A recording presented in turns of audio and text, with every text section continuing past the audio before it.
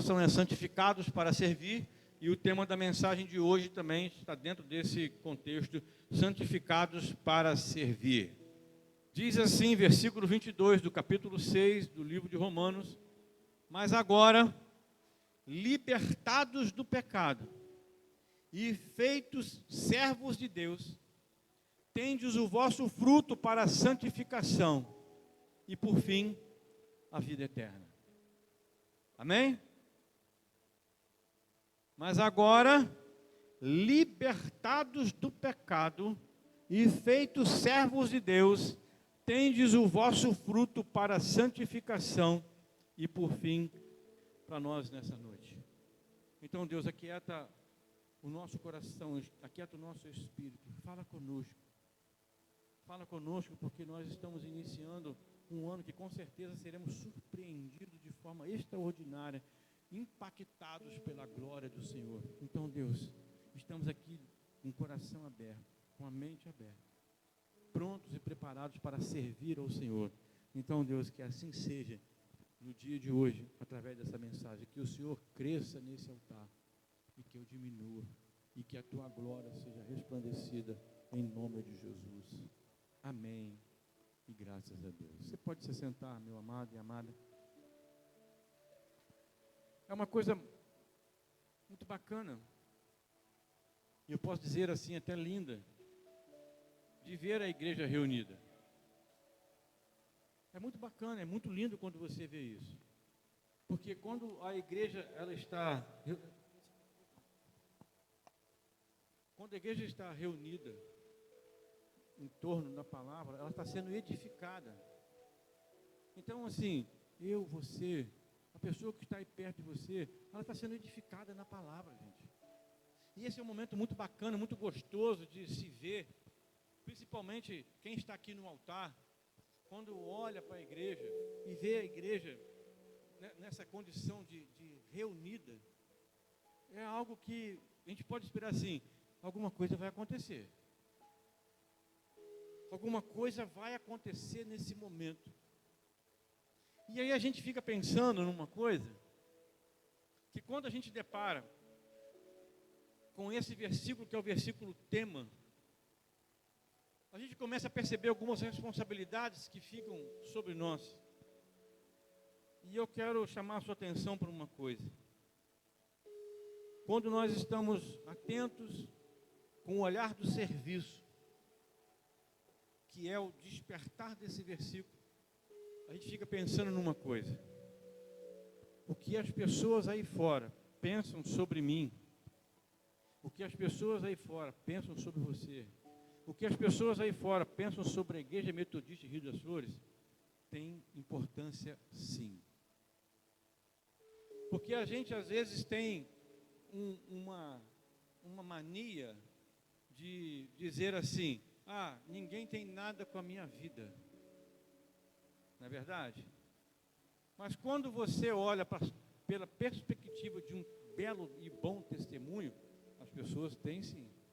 Porque as pessoas estão olhando para mim, olhando para você, esperando ver em nós algo diferente.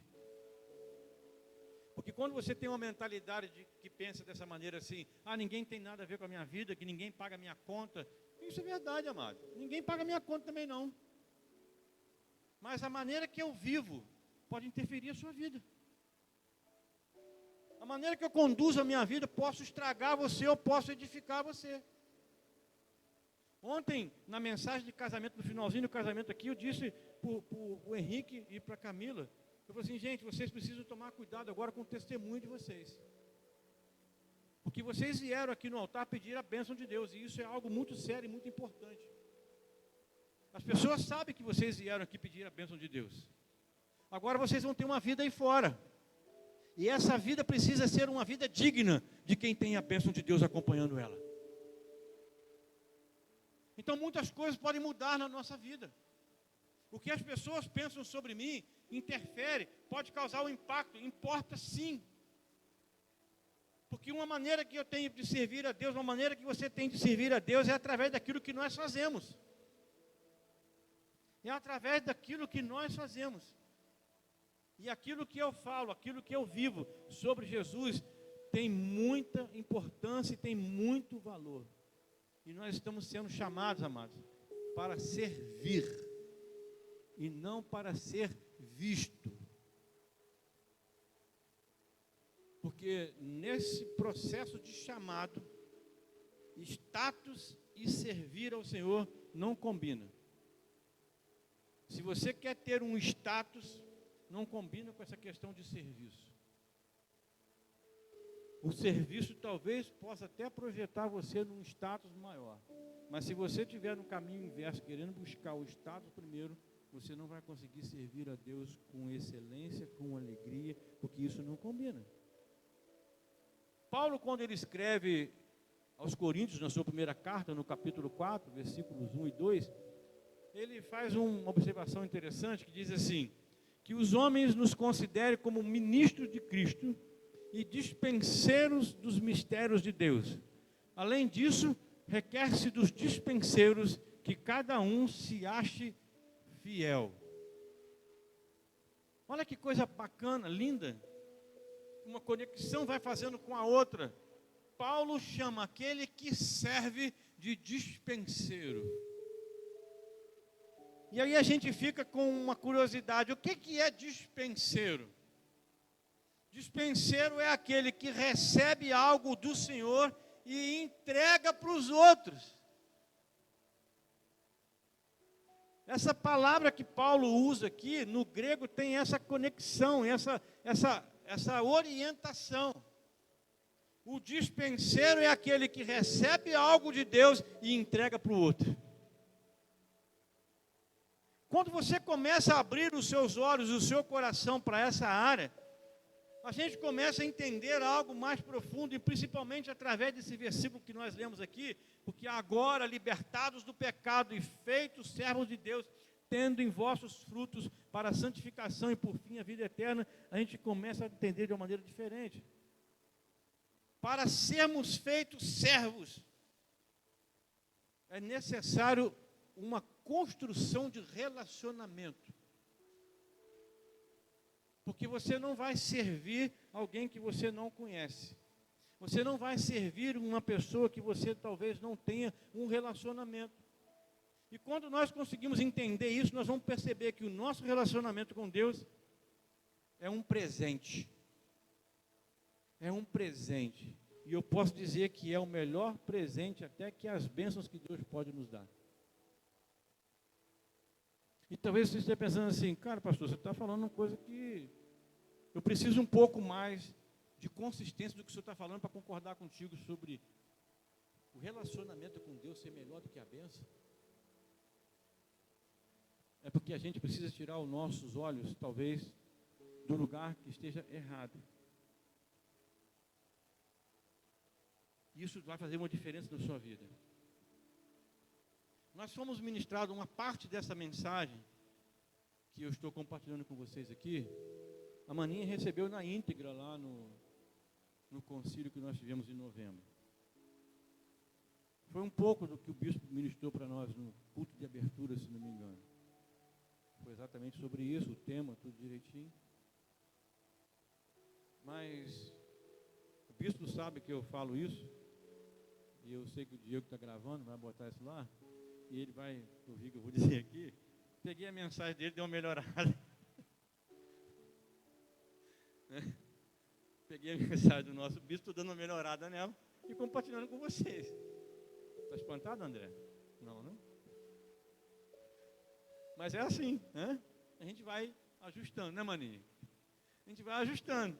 E aí eu estou compartilhando com você exatamente sobre isso. A gente vai contextualizando a mensagem dentro daquilo que a gente está trabalhando. E o nosso relacionamento com Deus, amado, vou dizer uma coisa para você. Você tem aí na sua mão aí a sua Bíblia, você tem talvez um relógio, você tem o seu celular. Você pode perder isso, não pode? Alguém pode tirar isso de você, não pode? Agora o relacionamento que você tem com Deus, alguém tira? Você talvez esteja lá com o seu celular, última geração. Cara, que bênção, hein? Aí você sai lá fora ali, alguém te rouba ele. Perdeu a bênção. Perdeu a bênção. Agora você tem uma intimidade com Deus.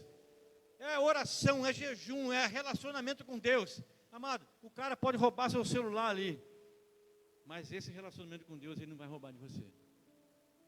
É algo que é muito melhor e muito mais produtivo do que a bênção. E o que vai fazer com que esse relacionamento se aprofunde? Amados, muitas coisas acontecem que podem levar as pessoas a melhorar o relacionamento com Deus. Você quer ver uma coisa que aconteceu recentemente que potencializou na vida de muitas pessoas o relacionamento com Deus? Foi a pandemia. Gente, o que teve de pessoas aí com medo de morrer. E aí o relacionamento com Deus potencializou. Deus, pelo amor de Deus, me ajuda, me livra. Não deixa eu morrer não. Morreu o vizinho da esquerda, morreu o vizinho da direita. Caiu 1.000 à direita, 10.000 à sua direita. E eu, Deus, não quero ser atingido. E Deus te livrou. Muitas pessoas tiveram um relacionamento potencializado por causa da pandemia. Teve um motivo que fez com que o relacionamento criasse mais consistência. Mas se você olhar para um lado bíblico, você vai encontrar isso também na história bíblica. A Bíblia conta a história de uma mulher que ela não tinha filhos. Mas que o marido dela tinha uma outra mulher que tinha vários filhos. O nome dessa mulher, estou dizendo, chama Ana. E ela queria tanto ter um filho, porque ela era sempre desprezada, sempre humilhada, sempre ridicularizada pela sua rival, podemos dizer assim. Mas ela queria tanto ter um filho, e esse desejo impulsionou aquela mulher a ter um relacionamento com Deus que antes ela nunca tinha tido até aquele momento. E talvez você pense, como eu pensava algum tempo atrás, por que Ana desejou tanto ter um filho, que depois que ela teve o filho, o que ela fez? Ela deu para o Senhor. Cara, por que leva alguém a pedir tanto, mas tanto, uma bênção, principalmente como um filho, falar que o filho nasce, desmamou, entregou para Deus? Você já parou para pensar o que levou a Ana a fazer isso? Ou você simplesmente, engoliu a história, aceitou a história porque está lá na Bíblia, não vou questionar. Mas a gente que passa por um processo talvez teológico, que você é forçado a alguns momentos de interpretação bíblica, você se depara com textos como esse, que às vezes tem dificuldades de interpretação, de entendimento, e você fica ali matutando nele um bom tempo, até que Deus começa a colocar luz para você. Eu confesso a vocês que eu tinha dificuldade de entender por que Ana devolveu o bendito filho para Deus. E Deus começa a trabalhar no nosso coração e mostra algo interessante. O que levou Ana a desejar esse filho e ter o filho foi muito mais importante para ela do que o próprio filho na questão. Porque ela tinha um relacionamento com Deus muito superficial. A Bíblia diz que uma vez por ano o marido, ia lá para adorar o Senhor no lugar e voltava. Uma vez por ano, gente. Uma vez por ano. Mas ela falou assim, não, vai ser diferente, esse ano vai ser diferente. O meu relacionamento com Deus vai melhorar. Porque eu tenho um motivo agora para isso. E o motivo foi, eu quero ser mãe. Eu quero ser mãe. Senhor, e esse filho eu vou entregar para o Senhor. E ela entendeu que o relacionamento dela com Deus era algo intocável. Ela deixou até o sacerdote confuso. E ela não teve dificuldade de devolver a bênção para o Senhor, porque ela entendeu que o relacionamento que ela tinha criado com Deus era muito melhor do que o filho que ela tinha gerado. Não tinha preço. E foi a maneira que ela encontrou de servir ao Senhor. Está aqui, Deus, meu filho vai ser criado na tua casa. Você acha que Samuel deixou de ser filho dela? Sim ou não? Não deixou. se tornou um grande profeta, um grande líder espiritual na história bíblica. Ana teve outros filhos, e que ela teve o cuidado de criar. Mas ali ela viveu uma experiência que até então ela não viveu antes. E às vezes o motivo para construir um relacionamento de Deus, com Deus, às vezes o motivo vem escondido dentro de um grande problema. Ei, acorda. Talvez você esteja vivendo hoje um grande problema na sua vida. E dentro dele pode estar um real motivo para você construir um relacionamento mais consolidado com Deus. Ana tinha um grande motivo, um grande problema, e dentro dele estava o real motivo dela criar um relacionamento com Deus. A gente precisa estar atento a essas coisas. Porque presta bem atenção numa coisa: como é que você vai descobrir o Deus do impossível se não tiver uma causa impossível para você lutar por ela? Não é verdade? Eu creio no Deus do impossível, mas você já experimentou, você já teve uma causa impossível na sua vida e que Deus do impossível agiu? Eu já tive. Você já teve na sua vida? Amém? Então é desse jeito, amado. Como é que você vai experimentar uma vida de relacionamento com Deus do impossível se você não tiver uma causa impossível para Ele? É dessa maneira. E Ana tinha uma causa impossível, e ela experimentou o Deus do impossível.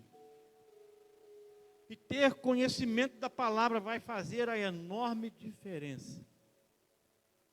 Porque eu vou te dizer uma coisa, presta atenção. Relacionamento com Deus identifica caráter. Você vai identificar caráter na pessoa quando ela tem um relacionamento com Deus. O texto que a gente leu de Romanos capítulo 6, versículo 22, ele apresenta 3 requisitos muito importantes para isso. Mas agora, libertos do pecado e feitos servos de Deus, tendes em vosso fruto para a santificação e por fim a vida eterna.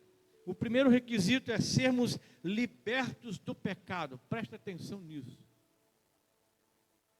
Libertos do pecado. A Bíblia diz para nós no livro de Isaías 59, versículo 2, que o que faz a separação entre Deus e o homem? É o quê? É o pecado. Isaías 59, versículo 2. O pecado faz separação entre Deus e o homem. Então preste atenção numa coisa, amada, fica muito claro. Se há separação, não pode haver relacionamento. Concorda comigo? Se há separação, ou seja, se há pecado, não pode haver relacionamento com Deus. Você pode até tentar, você pode até insistir, você pode até achar que está tendo relacionamento com Deus, mas a Bíblia joga por terra esse seu achismo. Porque se há pecado, pecado separa. Não tem como você ter uma vida de relacionamento com Deus caminhando no pecado. A verdade é que nós enfrentamos lutas, amados, isso é fato. E elas fazem parte do processo. Um outro requisito muito sério e muito importante é transformados em servos. Quando você tem uma vida transformada para ser servo, você tem a mente de Cristo. Você já não pensa mais por você mesmo. A sua mente está transformada agora. Eu sou transformado para ser servo. Olha só que coisa interessante, porque o verdadeiro servo, ele se relaciona com Deus, não da mesma forma que um empregado se relaciona com o patrão. Não, não é dessa forma. O servo de Deus se relaciona com ele de uma perspectiva muito diferente. E aí são esses paradigmas, esses contextos que nós precisamos pontuar para que você se desvincule dele nesse ano do serviço. Porque talvez você esteja pensando assim, nós estamos vendo o ano do serviço e Deus talvez esteja querendo a minha vida como um funcionário, como um empregado barato. Eu tinha uma pessoa que ela pensava assim. Antes dela morrer, ela chegou a dizer que... Depois ela se arrependeu do que ela falou. Né? Mas ela chegou um tempo dizendo assim, eu estou na igreja, isso quando nós estávamos em Valença. Eu estou na igreja aqui porque aqui a minha mão de obra é barata.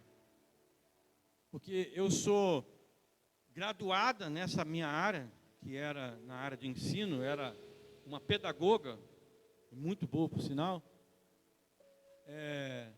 e ela estava prestando o serviço dela para a igreja. Só que a visão dela estava errada. Ela estava achando que aquilo que ela estava fazendo para a igreja tinha que pagar a ela aquilo que ela recebia do Estado. É muito fácil estar aqui na igreja, aqui, que a minha mão de obra aqui é barata, a igreja não precisa me pagar para isso. Amado, isso é mentalidade mesquinha, é mentalidade que você precisa abrir a tua mente e alcançar aquilo que Deus quer que você sirva a Ele de uma maneira muito diferente. O seu relacionamento com Deus não é o relacionamento que você tem com o seu patrão. Porque quando você é empregado, você tem um horário para cumprir. Quem é empregado aqui sabe disso. Você tem um horário para cumprir. E na maioria das vezes você tem que fazer aquilo que as pessoas te mandam. Porque você tem uma carga horária para cumprir, não é verdade? Vocês que trabalham aí fora, não é isso que funciona? Vocês têm uma carga horária para cumprir, gente. E o relacionamento entre o servo e Deus é diferente. Porque o verdadeiro servo, ele está livre da mentalidade de expediente. Ou seja, eu vou pegar no serviço 7 horas da manhã e vou sair às 4. Antes das 7 eu não faço nada, depois das 4 eu nada faço. Essa é a mentalidade expediente. Mas nós tínhamos uma pessoa que trabalhava para nós. Meu pai sempre gostou de construção civil. Eu vou dizer para vocês aqui, parece brincadeira, vocês vão rir. Mas isso aconteceu de fato, de fato. O pedreiro trabalhava para meu pai até as 4 horas da tarde. E ele estava pregando uma tábua para fazer o escoramento de uma laje. Ele estava com prego lá, já tinha dado a martelada e estava martelando. Ele falou com o servente assim: que hora que é aí? Ó, o cara, 4 horas. Ele estava com a mão aqui para dar outra martelada. Quando o cara falou 4 horas, ele largou o martelo para trás e ele seguiu para lá. Ele não deu a última martelada das 4 horas. Verdade, misericórdia, mas ele fez isso. O meu pai ficou assim de boca aberta. Porque ele estava sendo pago para trabalhar até as 4 horas. Ele não dava uma martelada depois das 4 horas. Essa é a mentalidade que muitas pessoas têm quando chegam na igreja. Se converte. Aí comunica que é o ano do serviço. Precisa disso, precisa daquilo. Eu falo assim, cara, eu sou uma pessoa muito qualificada para poder servir na igreja. A minha mão de obra é muito especializada, muito cara. Amado, nosso relacionamento com Deus é diferente desse relacionamento. E nós precisamos abrir a nossa mente para isso. Porque não serve de qualquer jeito aquele que quer ser fiel a Deus. Não dá para fazer de qualquer jeito esse serviço. Nós precisamos ser primeiro fiel a Deus, para depois ser fiel ao chamado que Ele nos deu. A gente quer ser fiel ao chamado. Não, eu tenho um chamado, eu sou fiel, mas você é fiel a Deus? Você quer ser fiel? Eu falei agora há pouco aqui sobre a questão de você honrar o voto que você fez quando você assumiu a membresia da Igreja Metodista de Rio das Flores. Aí você quer ser fiel a Deus em outras coisas, mas você não está sendo fiel. Você quer ser fiel ao chamado, você quer ser fiel ao ministério, mas você não está sendo fiel a Deus.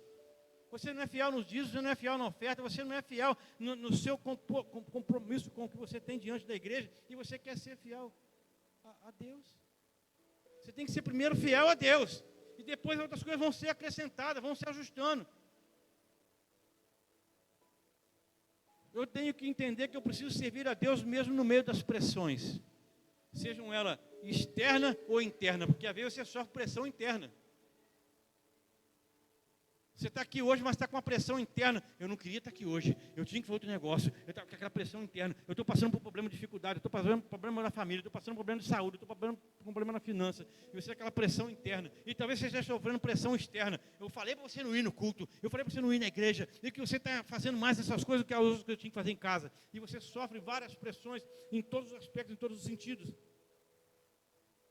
Nós precisamos quebrar e romper com essa mentalidade de servo, com mentalidade de expediente. O servo verdadeiramente serve a Deus porque ele sabe que Deus não esquece do seu trabalho. O seu trabalho para o Senhor não é em vão. Sabe por quê, querido?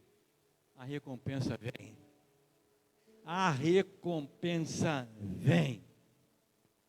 Sabe qual que é o resultado disso? É o fruto para a santificação. O resultado vai chegar, amado. O resultado do serviço através do relacionamento nesse nível que eu estou dizendo para você, vai chegar. Quando o sacerdote, a maninha vai lembrar desse ponto, foi ministrado pelo bispo Roberto, uma palavra muito, muito gostosa de se ouvir. O sacerdote, no Antigo Testamento, ele servia no Santo dos Santos. Você sabe da forma que era. Ele entrava no Santo dos Santos, amarrado por uma corda, e as vestes sacerdotais tinham vários sinos. Lembra disso, maninha? Tinha vários sinos. Por que isso? Porque enquanto ele estava servindo a Deus, os sinos mostravam que ele estava vivo lá dentro. E a corda na cintura é que se o sacerdote não tivesse com um relacionamento em dia com Deus, ele era morto, era fulminado dentro do Santo dos Santos. E ninguém podia entrar lá para poder pegar o corpo dele. Então o pessoal lá fora puxava o corpo daquele santo sacerdote. Então você vê como que servir a Deus naquela época não é igual hoje não. Hoje tem gente que está enterrado no pecado e está no altar. Está com o microfone na mão. Isso eu estou dizendo nível de altar. Se descer do altar, o negócio desanda mais ainda, porque qualquer um está servindo de qualquer maneira. E é uma vergonha.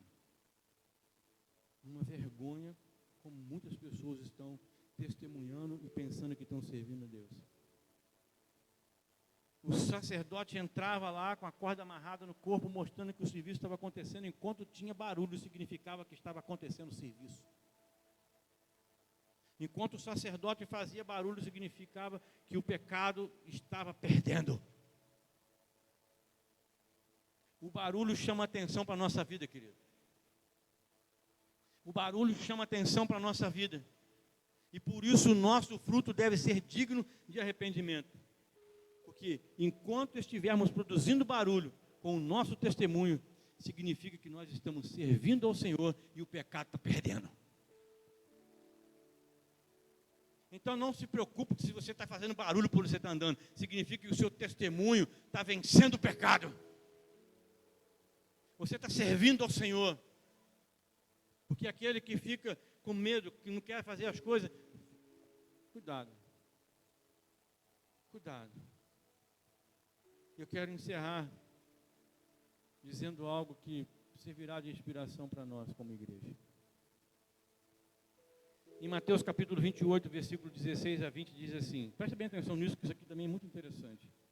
Nós estamos no ano do avivamento, nós estamos trabalhando na questão do legado de amor, nós estamos querendo multiplicar, crescer, trabalhar nessa área.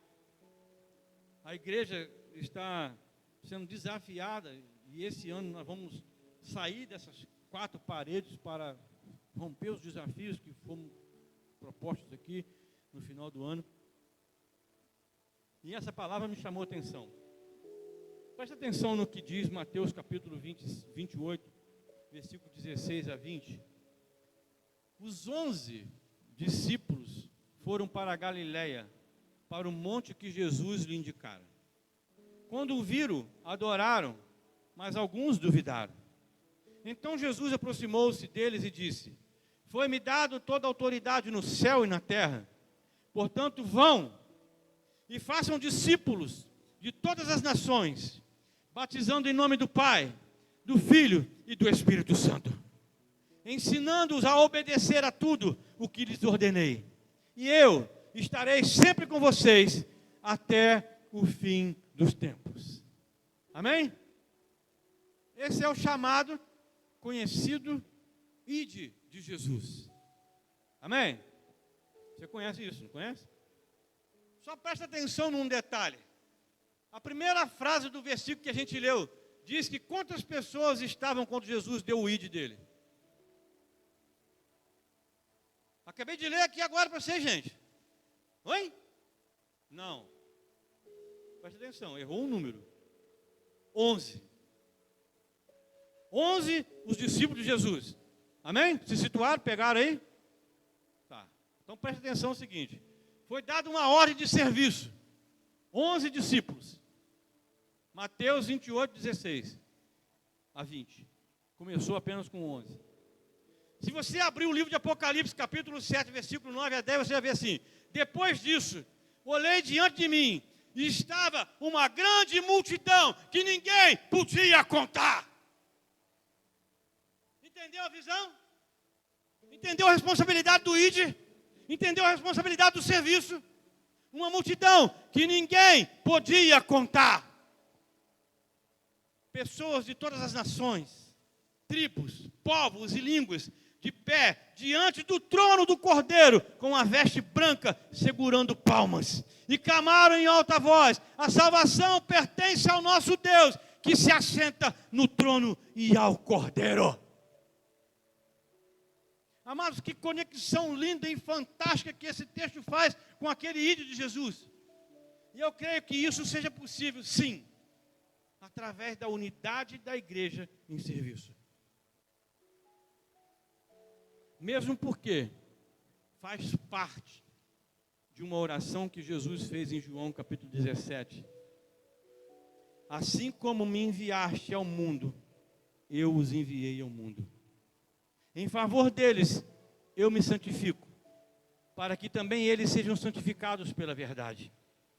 Minha oração não é apenas por eles, rogo também por aqueles que crerão em mim, por meio da mensagem deles, para que todos que sejam um, Pai, como tu és em mim e em ti somos um.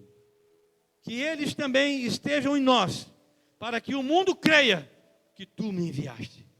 Dá-lhes a glória que me deste, para que eles sejam um, assim como nós somos um. Eu neles, tu em mim.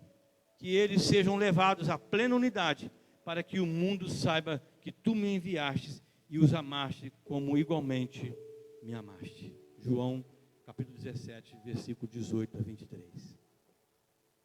Oração de Jesus, querido. Eu estou orando, não só por mim, não só por eles, mas por aqueles que irão crer através deles. Nós estamos incluídos nessa oração, amados.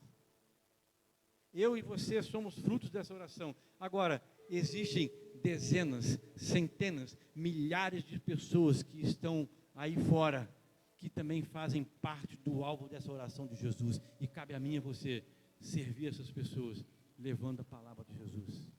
E vai começar a apontar, ei, eu sou um desses aí que Jesus orou. Ei, eu sou um desses aí que Jesus estava orando. Porque através deles serão acrescentadas as pessoas a essa multidão que não se pode contar. O mundo está aguardando, querido, a manifestação dos filhos de Deus. Aí eu vou resumir. Rio das Flores está aguardando a manifestação dos filhos de Deus que congrega nessa comunidade de fé chamada Igreja Metodista em Rio das Flores. Rio das Flores está aguardando. A palavra de Deus fala sobre isso. Paulo escreve aos Romanos, falando sobre isso no capítulo 8, versículo 19. O povo, a multidão, o mundo está aguardando a manifestação dos filhos de Deus. E o maior serviço que eu posso fazer, o maior serviço que você pode fazer, o maior serviço que a nossa igreja pode prestar para alguém é apresentar Jesus para ela. Esse é o maior serviço. Culto de ceia, querido, que nós estamos aqui, é um culto em que nós renovamos a nossa aliança com Deus. É um culto que nós renovamos a nossa aliança um com os outros.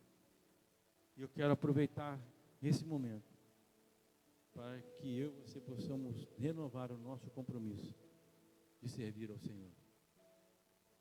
Eu quero ajudar você. Você que de fato deseja servir ao Senhor. Peça a Ele. Peça a Ele que mostre a você aonde Ele quer usar você de uma maneira especial. Talvez você já está bem situado no que você está fazendo na igreja. Amém. Ore para que Deus faça com que você seja melhor ainda. Mas se você que ainda está sendo desafiado, essa mensagem de hoje está chamando você para esse convite, para esse desafio. Eu quero me ajustar. Então peça ao Senhor, Deus, me mostra onde o Senhor quer me usar. É o ano do serviço. Eu quero ser melhor para o Senhor. Me ajude. Ore ao Senhor, peça para que Ele te revele, para que Ele te mostre aonde você pode ser